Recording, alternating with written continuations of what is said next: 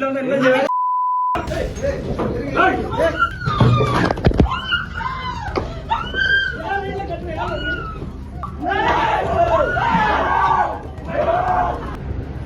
வாங்கி சாப்பிட்டவங்க இந்த பொருள்னால என்ன விளைவுகள் வந்துச்சு அதை ப்ரூவ் பண்ணணும்.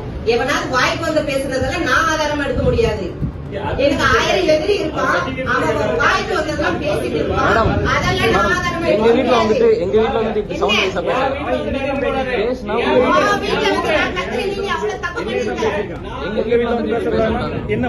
என்ன பேசுறாங்க பாருங்க. நீங்க உட்காருங்க. என்ன பண்றீங்க? நானும் பாத்துக்கிட்டே எவனோட போன் பண்ணி சொல்றதுக்கெல்லாம் நான் வைக்க முடியுமா? வீட்ல வந்து என்ன